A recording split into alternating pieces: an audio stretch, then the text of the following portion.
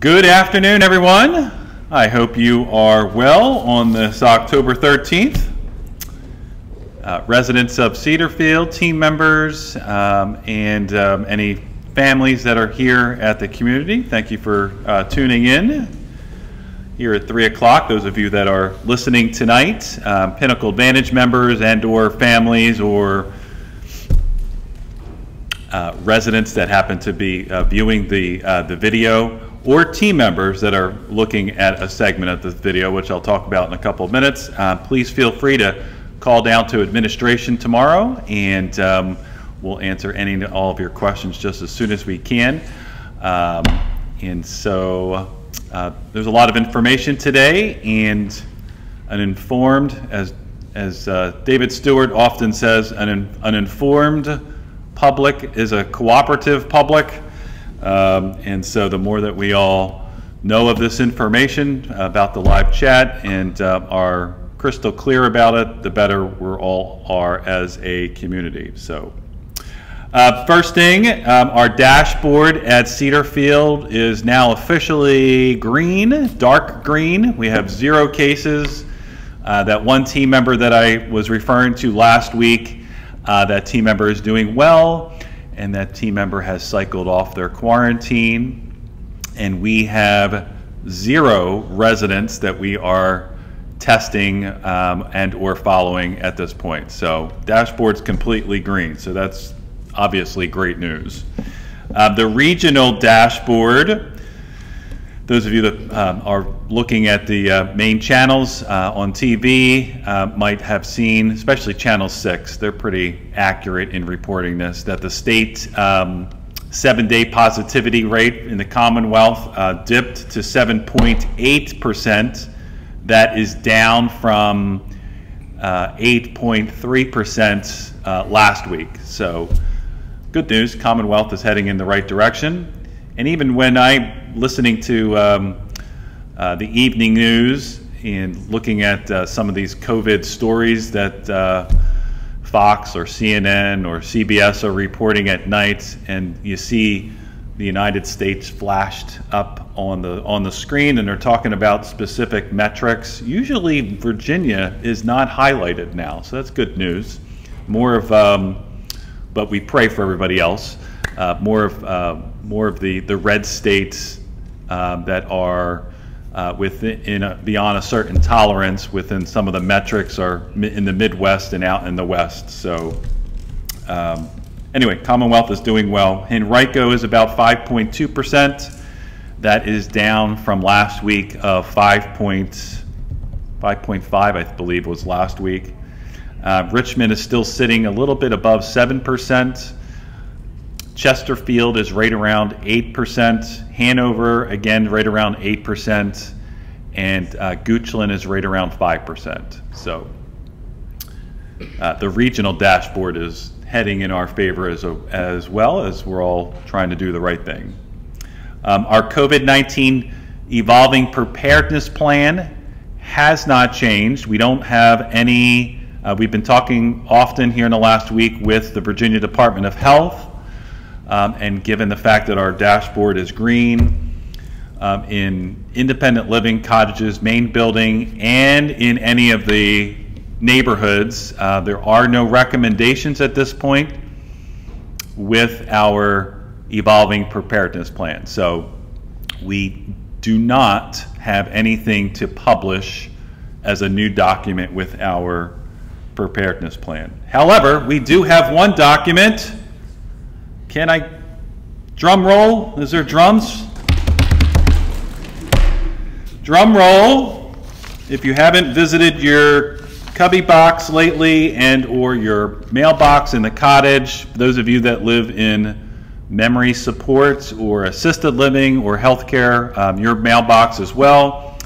We just published a memo that Giant Foods Pharmacy is who we have a contract with now, will be here next Tuesday. So next Tuesday, we are going to facilitate a booster clinic for the Pfizer vaccine as well as the flu shot. We're going to do that all on the same day. And so Dr. Shear and Ann Hopper will talk a little bit more about the vaccine booster and the flu shot all on the same day. But good news, we have a date next Tuesday, starting at 9 o'clock, probably through 5 o'clock. The pharmacists that will be with Giant Foods, there'll be 10 pharmacists coming this time, so that's great. And we're kind of going to do the same, well, not kind of, we are going to do the same exact thing with a little minor tweak that we did back in March, where we were identifying certain zones throughout the community, and for certain people living in those zones and or people working to go to certain zones to get the vaccine. So there is rather than being long-winded on this live chat, there is a memo that is now in your cubby box and or your mailbox that explains the time, the location for anyone living in a cottage, the main building apartments, assisted living, memory support, healthcare, and then any team members that are watching, there'll be a memo coming out tomorrow for you specifically about where the vaccine booster will be administered for all the team members. So in total, we are trying to provide a booster vaccine and a flu shot next Tuesday, probably for over 800 people all in one day. So next Tuesday will be a monumental day. Giant Foods Pharmacy does request, like we did last time, to fill out this informed consent form. And so it's just like last Wednesday. We all did really a great job in March, not last Wednesday. In March, we did a great job of turning this particular form around in a very short period of time. And so they're going to need these forms by Friday evening. And so attached to this memo is this form. So we're asking that if you live in independent living, or the cottages, main building apartments, that you get this form back to Ann Hopper. She has that basket. That basket will be set outside of her clinic again. Just drop this in the basket. Those of you that are listening that live in the licensed portion of our community, or family members that have loved ones living in our licensed portion, the clinical leaders and neighborhood leaders will be working with you to get this form by Friday. So one little side note, we attached 2 forms to every memo. So we did that by design. If there's spouses living in a cottage or an apartment, both of you have to fill this out. If you are a single person living in an apartment or a cottage, you just have to fill out one of them. Just one. We just need one informed consent form per person. So all good news. We'll all be, those of us that have Pfizer will have this booster and a flu shot come next Tuesday. For those team members that are watching right now and or viewing the video tonight, we're going to be coming out with an enhanced policy around the booster shot and or the influenza shot come probably by the end of the week, with a specific date of when team members need to get that flu shot and or any of the 3 vaccine boosters. So that news is coming out here shortly. We are keenly aware that there are team members who got the Pfizer, who've got Moderna and J&J, and that all 3 obviously have different criteria at this point. Actually, 2 of the 3 don't even have a booster, and so we're gonna condense all of what the expectation is into one memo and get that out here probably by tomorrow. So all that is good news.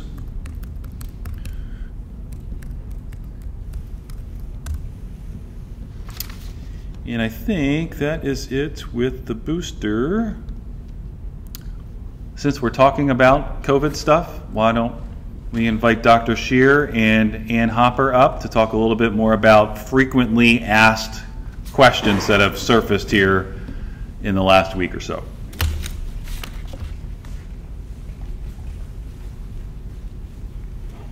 Hello, I'm Dr. Amy Shear, Medical Director.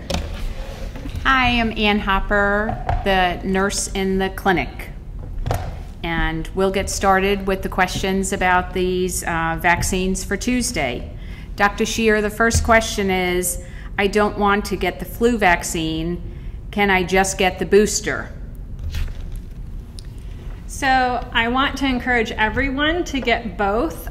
We are seeing, as compared to the last 2 flu seasons where we did see less flu vaccine, mostly because everyone was staying 6 feet apart, there was increased hand washing, and we were wearing masks. We did see less flu, but we are this year actually seeing an uptake in flu, so I want to encourage everyone to get their flu vaccine. That being said, if you are, if you don't want to get the flu vaccine, I still encourage you to get the booster, the Pfizer booster. So all vaccines are important, and I want to make sure that we get, that you do get both. It's my recommendation that you have both. But if you just want to get one, you are allowed to. I'm really concerned that I had a mild reaction after the COVID vaccine the first or second time. Is it safe to get both of them, both vaccines at the same time? So it is safe. I know that we had this question several weeks ago, and I went and looked it up back then, and it did say that it was safe even then. My recommendation was at that time that if you don't have to get them both at the same time, to go ahead and spread them out just to allow your body some time to recover in between. That is certainly still an option if you have the luxury of doing that. So if you wanted to get, your flu shot outside of Cedarfield and then get your booster when the pharmacists are here, that's fine. I just know that this is what they're offering. And because these vaccines are so important, we do want to make sure that you have both. Regardless of how you want to do that, I do think you should get both, both a booster for those that, had the Pfizer as well as the flu vaccine. So even if you, just want to get the flu vaccine and you've already had the booster, come and get your flu vaccine. That's basically what I'm saying is the more the better. So if, whatever it takes to get you guys both vaccines, that's what we want. How about if I had Moderna or the Johnson & Johnson vaccine? Can I get the booster, this Pfizer booster? No, this is only approved as a booster for the Pfizer if you had the Pfizer shots. So if you originally had the Pfizer vaccines, then this is the booster for those that are, for those in the time period of getting the booster. That being said, if you are immunocompromised and you had Moderna, I do believe which is not a booster vaccine, that's a third shot, is approved, and that has to do with your immunocompromised status. And they are saying there's no scientific evidence that a person that had Moderna couldn't get, that there's any problems. And there's been some crossover of patients in certain other facilities in other states where they've gotten Moderna than Pfizer. There's no problem with that. It's just that it's only approved for Pfizer. So we're not going to dispense to anybody except for those that originally had Pfizer to get a booster of Pfizer. And then I'm sure Moderna will have their boosters, coinciding to when their antibodies go down. So, if I had the COVID-19 virus, do I need to get a booster? So, even if you had COVID-19, we're still recommending vaccinations. And the reason why is your response to COVID-19 is variable. Just like with any virus that you may get, some people get really sick, some people get mildly sick. We don't know your response to the novel virus. Whereas with the vaccination, we've studied the response. So we do know the response that, by and large, you will get to the vaccination. That's why we are encouraging, regardless of if you've had COVID-19, we're still encouraging you to get vaccinated as well as boosters. The only time that they're saying that you're not eligible for a vaccination is if you have received monoclonal antibodies, which is an IV infusion, which is for treatment of COVID-19. So if you had COVID-19, you went in for an IV infusion treatment of antibodies, then you're not eligible to get the vaccine for 90 days. And that's the same for the booster. So you could not get the booster for 90 days from the time period in which you had the antibody infusion. So it's a little confusing because I know there's a lot out there about, well, they told me to wait. That's really a misinformation. That waiting period is the 90 days from the antibody infusion. So unless you had an IV antibody infusion, then you have to wait. Otherwise, you can get the vaccination as long as you're feeling well. Okay. Should I take any Tylenol before these vaccines on Tuesday? So just like when we had them in March, it's the same information applies. So if you normally take Tylenol in the morning, go ahead and take your normal medications in the morning. And then it is a good idea after the shot to go ahead. I would not pre-take any medication, so there's no medication that I would recommend that you take before getting the shot. But if you want to take some Tylenol or ibuprofen afterwards, that's fine. The biggest thing to do is just to make sure that you're moving your arm a little bit, because the biggest thing I think we all saw was a sore arm after getting the shot.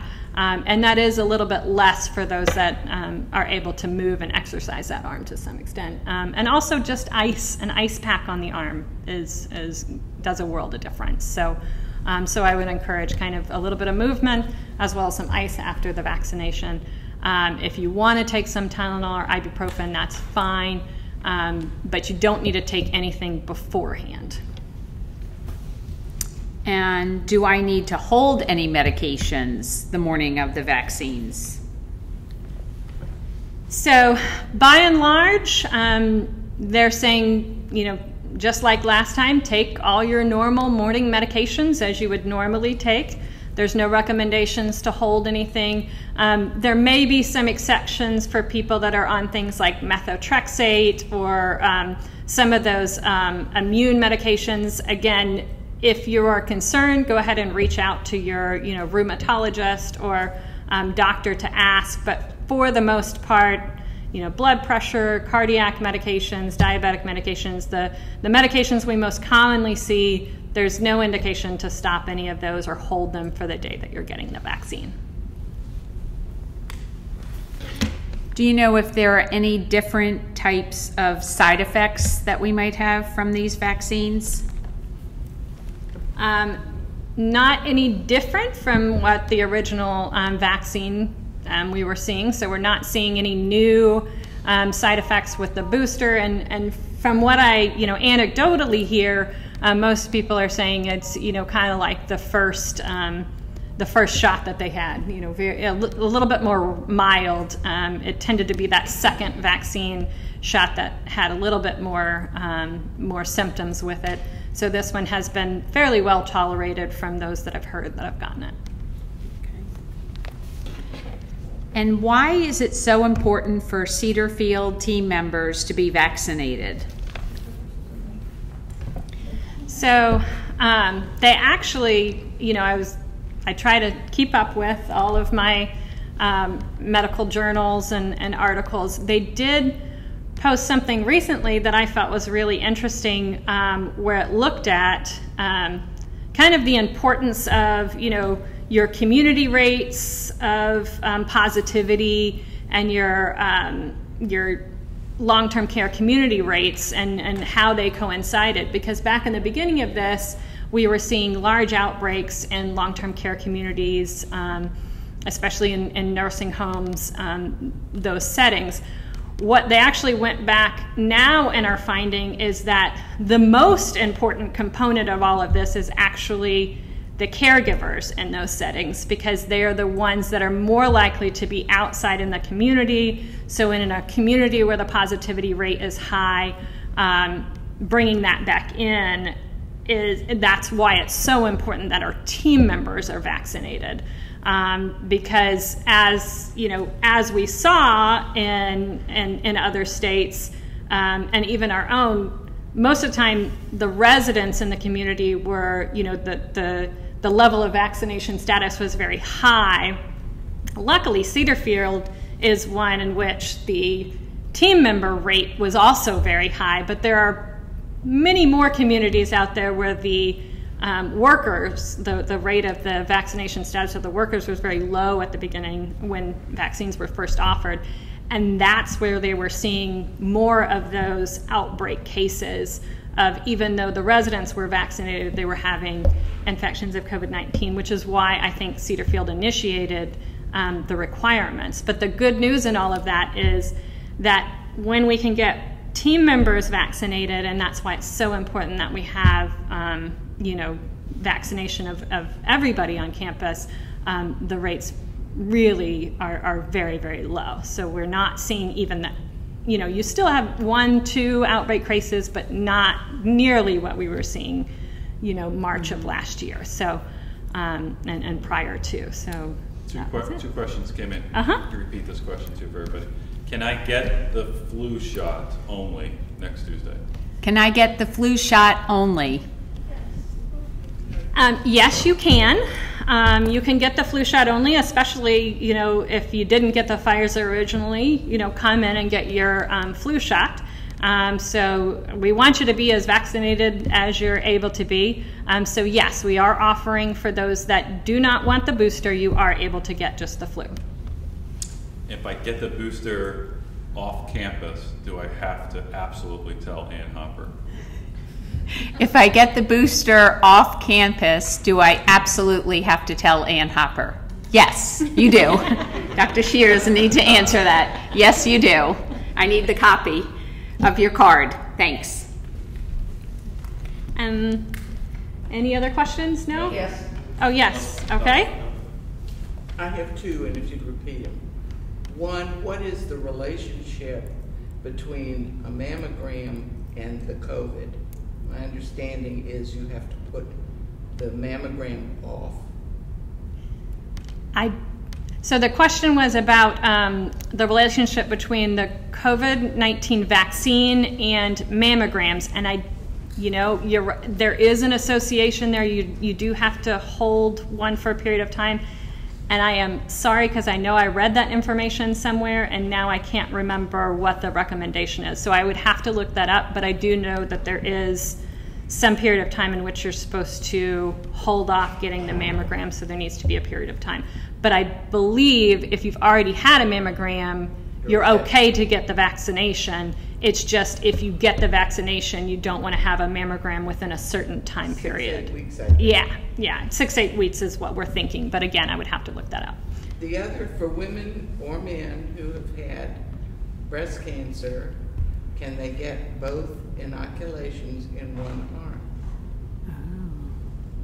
So the question was, if you've had breast cancer or And the nodes removed. and your nodes removed, can you be inoculated on the same arm? With both, with two. With two.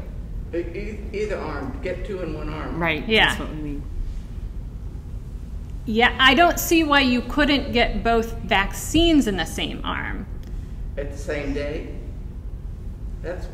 And again, I would have to add, that's a good question, and I'll have to look that up. not sure where I'd even find. I'd have to ask an infectious disease. What changed your mind from being so adamant in the past to wait at least 2 weeks between the flu shot and the COVID booster shot? And do you really think it's a good idea to inoculate elderly people with 2 high immune response medications? So the question is what changed my mind, because I've been saying wait in between getting the booster shots and the flu shots. And so what changed my mind, and do I really truly recommend, is it a good idea to be giving both vaccinations that do, cause some symptoms and have been known to cause some symptoms in an elderly population. So for me, what I look at is, when I look at a public health standpoint, I want to look at what's going to save the most lives and what's going to decrease the amount of illness in a community overall. So while if I had a magic wand and could do it 2 weeks apart, I probably would, and that's why I've always recommended to wait. However, if this is when it's being offered, I do feel it's more important for people to be vaccinated for both the flu and to have the booster for COVID than I'm worried about the risk of the fevers and chills and sore arm. And that being said, although yes, there have not been a lot of evidence that I've seen of any cross-reaction or difficulty that people have had it both at the same time. And that's actually how the pharmacies are offering it and how clinics are offering it. And I do feel like the reason for that is the amount of people that you're going to have to come back for a second shot decreases so that you're not getting 100% participation. So if you give everything on the same day, just like if you look at the rates of those that are fully vaccinated with Johnson & Johnson versus the rates of people that are fully vaccinated with Pfizer and Moderna, it's less because there's 2 shots in Pfizer and Moderna and only 1 shot with Johnson & Johnson. So what we found is it's hard to get people to come back for that second shot. Mm-hmm. Now, if I could guarantee that everybody was going to come back, then yeah, in a perfect world, I still think that it's an okay idea to get the booster on one day and wait a week or 2 to get the flu. And if you want to do that, you can. It's just I don't believe that the pharmacy is coming back to dispense a second time. Yeah. I totally agree with getting both of them if that's what you want to do. However, can you really say that there hasn't been overreactions to having both of them at the same time when theirs is not being accurately reported? When you have 2 at the same time, you don't know where the problem's coming from. Right. So the question is if anybody needs a ride 2 weeks from Tuesday to get their flu shot, I'll be happy to take you. Mm-hmm. So I believe the question is, can we truly say that there has not been reactions to getting both at the same time? The frustrating thing with all of this is that we are getting the information as we're dispensing it. So, in a perfect world, I will have last year's data to say whether or not, what the rate of problems were. Should it be separated out? Should it be, given the same? Unfortunately, we don't have that luxury because this is the first time that the boosters are being dispensed. Now, what I do know is what is being recommended based off of what the CDC is putting out there, and what, and they are saying that there's no contraindication and that it is okay to get both. And all I can go with anecdotally is what people have told me, which is not, I don't like to use that evidence. I don't know if you can hear the hesitation in my voice by using well, people have told me I prefer to go off of, scientific evidence, scientific data, and all I can say is from what we know, based off of what is out there, there has not been any increased complications from giving both at the same time. Now, what that means to us, we'll see. Yes? I jumped the gun a little bit before I knew I got what I thought was a booster. It's also, I got a third shot. Okay. So there's somebody in the audience that was saying they had gone to the pharmacy and they were thinking they were getting a booster. It turns out it was the third shot. The good news is, you don't need a booster if you've gotten a third shot. Yeah, you don't need a booster if you've got a third shot. Yeah, yeah. Your immune response is up there back in the original. Yeah. Okay. All right. Any other questions, concerns? No? Okay. Thank you very much. Thanks. Thank you, Ann Hopper. Thank you, Dr. Shear. A couple other updates before I call up David. David has some news around dining services, and then I'll come back with some other tidbits from administrative operational updates. Jack's not here, is he? Jack wanted me to share a couple of items. One, wanted to thank everybody with your patience and cooperation with the water shutdown from last week. It did go a little longer than expected, and that's because we found another one additional leak. So thank you for that. We were able to fix that additional leak during that shutdown rather than having another evening of a water shutdown. So thank you for that. Jack did also want me to mention that when the fire alarms go off, there's no such thing as it must be a fake fire. Jack has been receiving a lot of comments lately of people either ignoring fire alarms or hypothesizing on their own about what these alarms are for. The good news is if the alarms ever go off, there's a reason why the alarm is going off. Even if it's because of something that the system is telling us that's happening and the system's unclear about what to do. And so that's also giving us information. And so here in the main building, if you ever hear the fire alarm go off, it's either because we are having a drill and we need to practice the drill, and or something's really happening and we need to respond to it. And so those of you that live in the main building, 2 nights ago, I believe the fire alarm went off at 9:15, and that's because it was a real fire alarm, and we had a response that we had to attend to. So, and those alarms need to be on for a certain period of time because it's law that the fire marshal is the only one that really is allowed to turn off the decibels on the alarm once they get here. And so all that to be said is we should all take fire alarms pretty seriously. They're here for a reason. Cedarfield, the fire marshal says tongue-in-cheek when he gets here with some of these annual drills. He's like, Michael, the residents of Cedarfield will drown before they burn. You have just a really remarkable suppression system, and the pounds of water that will come out if there were really an event would be extraordinary. And so anyway, caution with fire alarm. The other thing, I just wanted to, a couple of people didn't believe me the other week when I said we have a speed gun on campus. So here is the speed gun. It's a nice little, it's a very effective. We've been using it over the last 2 weeks. We will continue to use it in the next 4 weeks.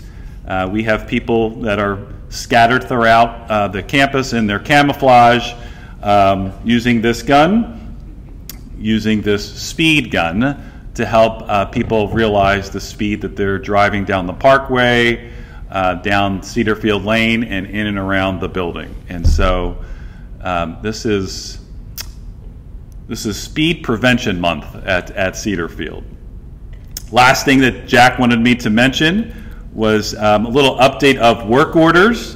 July, August, and September, his team responded to 3,521 work orders, and 87% of them have been complete or are on the path to completion. The resident requested work orders, there was 1,518 of them, with a response time of 2 days, less than 48 hours. All these work orders fall into a couple different buckets of life safety, preventative measures and inspection, new move-ins, regulatory work orders, resident requested, as I just said, staff identified.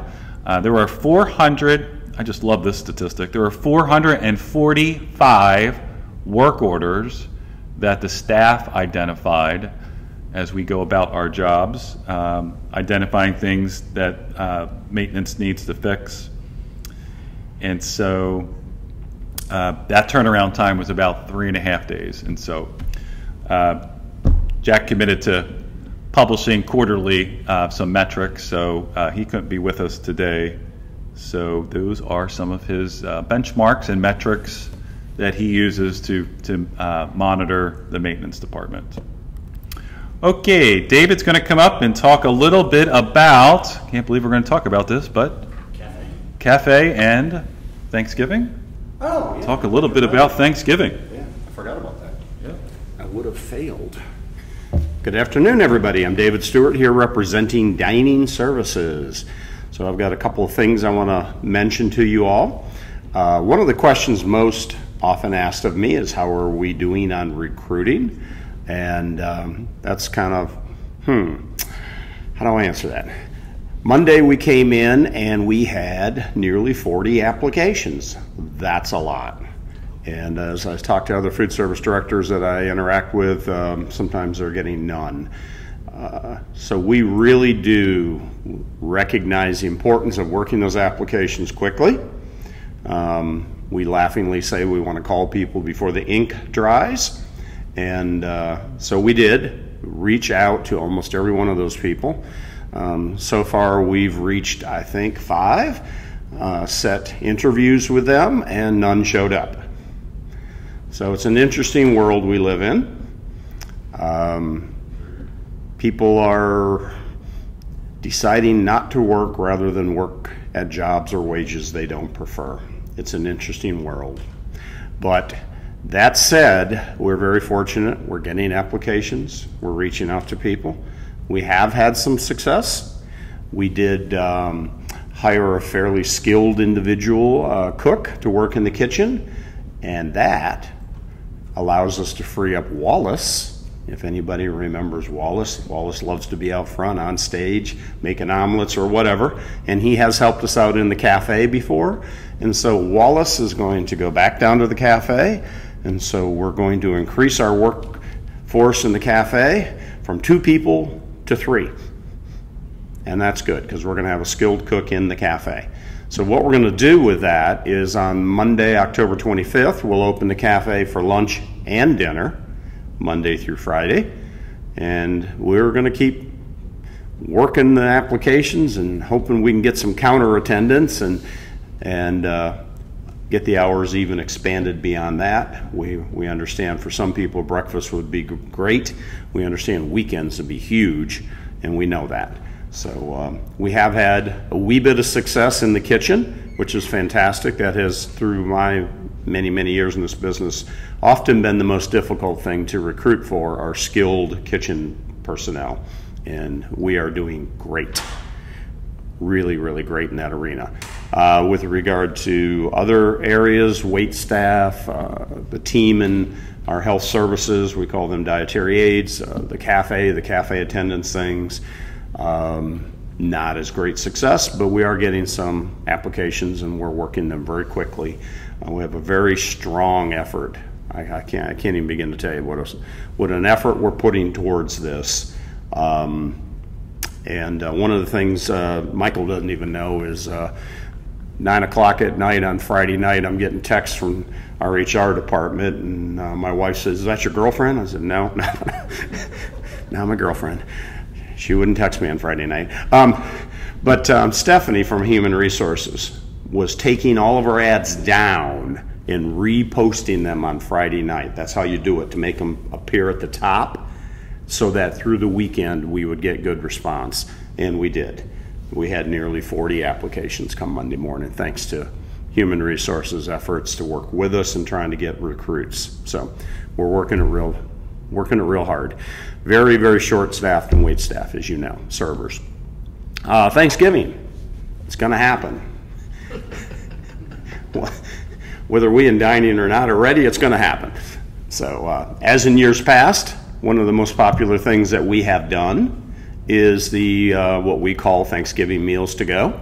So if you want to get the prepackaged Thanksgiving meals because you're going to visit family or entertain in your home, we will have those available. I bought them one year, and I'll be real honest with you, they were actually quite good. Reheated food. We seem to have cooked them and packaged them in a way that they warm up quite nicely. So if you're going to visit others, you can get them and take them with you, and if you're going to entertain here at Cedarfield, you can get them and have people in your home. What we've done in the past, we'll make all these announcements closer to Thanksgiving, but we'll have orders taken over probably about a week, and they will be made available to you before Thanksgiving, so you can have them in your hands should you be traveling, and that works very well. As far as meal service in our dining room, we'll be doing as we did in the past. We'll have Thanksgiving items on the showcase and a special menu for the day. Due to staffing availability, we are still not in a position to entertain outside guests, unfortunately, and we know that's very important on a holiday like Thanksgiving. And I apologize for that. We just keep kicking those tires on trying to get some good team members to come work with us here. But Thanksgiving will be delightful, and look forward to the cafe, slightly expanded hours. And if you haven't met Tanika down in the cafe, you've missed something. Go down and meet Tanika, our cafe supervisor. She is just a joy, and we're very, very appreciative of all your patience and supportive words, and thank you for your time.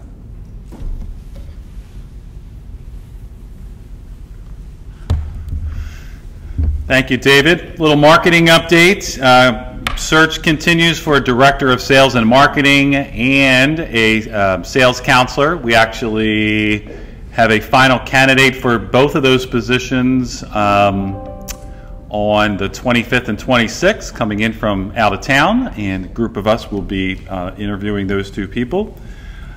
In the meantime, if you have a chance, marketing team is just doing really well. Patty, Elizabeth, and Bo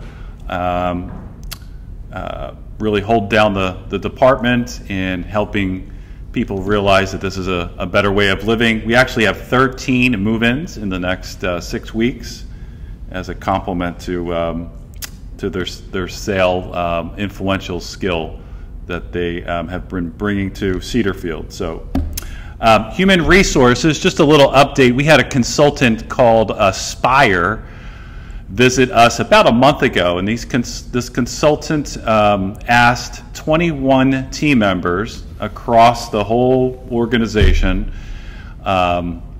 horizontal and vertical, about life at Cedarfield from a team member's perspective, and what would they do to enhance the benefit package, and not just like health and dental and life insurance, but what would they do to really enhance the benefit package that's more personal to the team member. And so those 21 team members had a lot to say, which was great. A lot of things that are already happening compared to things that we need to think about. We're going to convene here in the next 2 weeks with the Pinnacle Living Office and talk about those particular suggestions that this group had to say with this consultant, and use it to our good and make work-life benefits for team members that much better. So things like, instead of maybe having your standard holidays, Christmas, New Year's, Memorial Day, getting time and a half on those specific holidays, maybe every team member has an opportunity to identify their own holidays, like June 19th, or their birthday, or Martin Luther King Day. And so looks like that's the one thing we're definitely going to head in the direction that every team member will identify 6 holidays that's personal to them, speaking to diversity, inclusion, and equity, to meet the benefits where the team member is at. So more to come about that as we cycle through this report. In your November Informer, you're going to see things on the calendar called navigation chats. As I was describing at the last live chat here, we're going to break out, Matt Dameron and I, and talk a little bit more about helping hands, outpatient therapy, home health therapy, the wellness clinic, home care, and inpatient Part A. What does all this mean? And get more specific about each service line through these navigation chats throughout November and December. So look for that information to come in your next Informer. One update about the master plan renovation. We're done with expansion items. Now we're involved real heavily in renovation.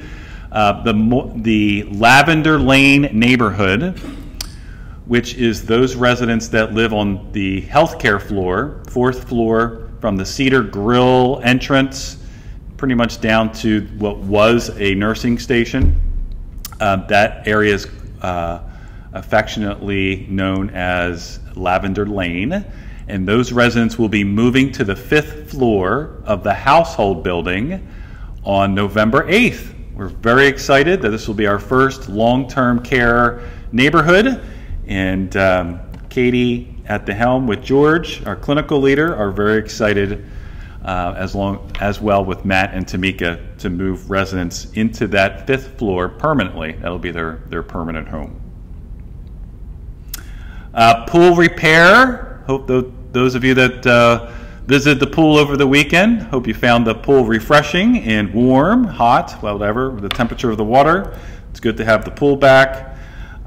We're not losing sight of the tunnel leak that needs repair. It's very difficult to find a particular subcontractor with this. This is a really tiny job in the world of construction, but we're on 2 subcontractors right now, inviting them to the community in the next 2 weeks.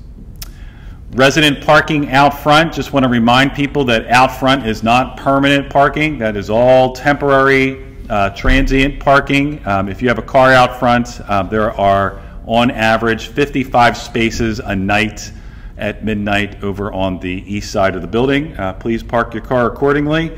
That will be important coming up for Election Day, November 6th. No? November 2nd. Sorry.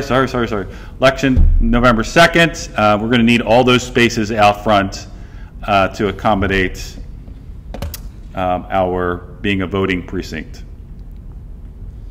And I think that is it for me. Penny is here from Outpatient Rehab. She has a 2-minute commercial. Yeah, thank you. Excuse me, Michael, sorry. Thank you. Hello, everybody. Again, I'm Penny from Health Pro Heritage. Thank you, Ms. Fiske. And I'm here with 2 brief announcements. I wanted everybody to know that October is National Physical Therapy Month. And I just wanted those of you who've either worked with our PT staff, know our PT staff, need our PT staff to drop by, or if you see them in the halls, to thank them for the wonderful work they do. They're here every day wanting to help all of you in any way they can. So a shout out to Vlad and Jim and Prathy and Tracy and Charisse and Paul. Great team, and I'm proud to work with them. So that's my first announcement. And also it's the 100-year anniversary of PT as a profession, so it's a special one for them. My other announcement is to remind folks or let folks know that on Monday, October the 25th, from 2:30 till 4, we're hosting a health and wellness assessment fair. Health Pro Heritage is doing it along with Ann and some of the wellness clinic staff. and we'll be setting up in the hub in that afternoon and providing a series of different assessments to look at overall health and wellness. One of the key items will be we'll introduce a tool, a new piece of equipment called the Virtue Sense, which is a fancy high-tech balance testing machine that also connects with a lot of treatment activities. It's integrative, interactive. It's really cool and fun. You can download an app on your phone if you have a smartphone in which we can send you exercises. You can measure your progress. So it's a really nice addition to the services we provide. So love to have everybody come out on October 25th at 2:30 down to the hub, and we'll put you through your paces. We look forward to it. Thanks so much. Bye.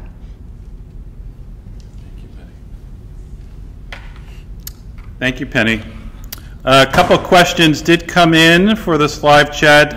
Number one, does Cedarfield have intentions to build more apartments off to the wellness building behind the pool?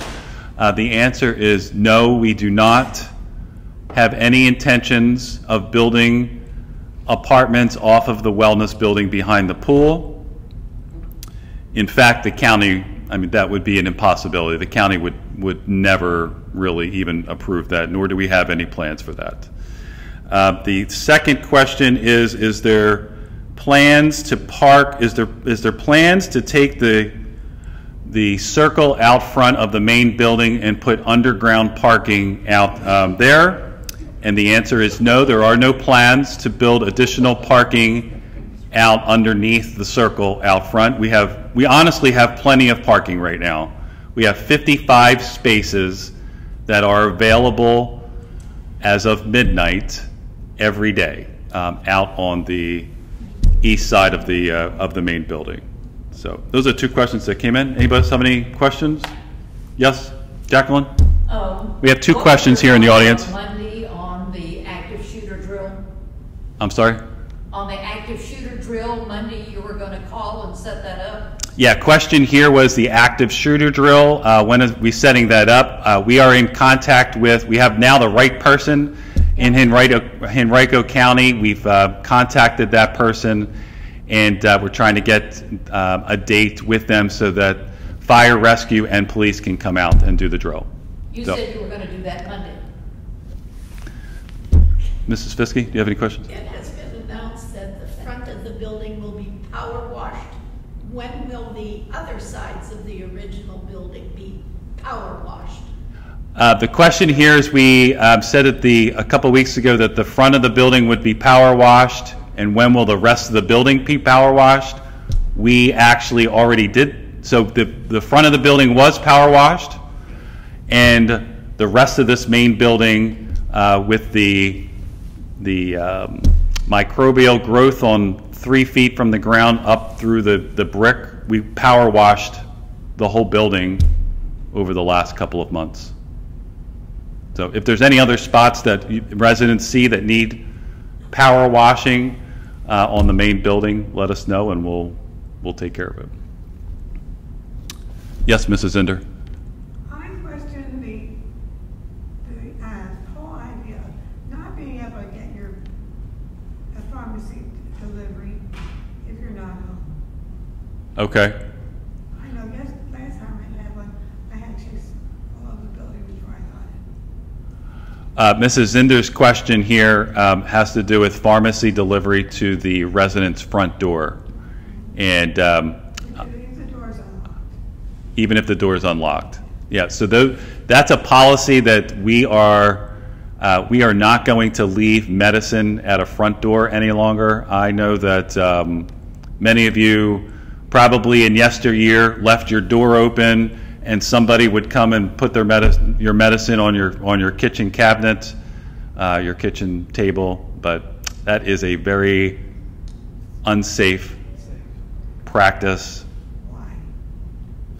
For a lot of reasons, it's unsafe. So. Narcotics, anything like that. I'm talking about stuff like blood pressure medicine that you have to have. Yeah, we are. Again, I know that there was a pharmacy here that did that service for you. But it was a really unhealthy, unsafe practice to leave meds out open in the wide open like that. That's just not good practice. So, okay, Trish Carter's here for some spiritual well-being. Good afternoon, Cedarfield.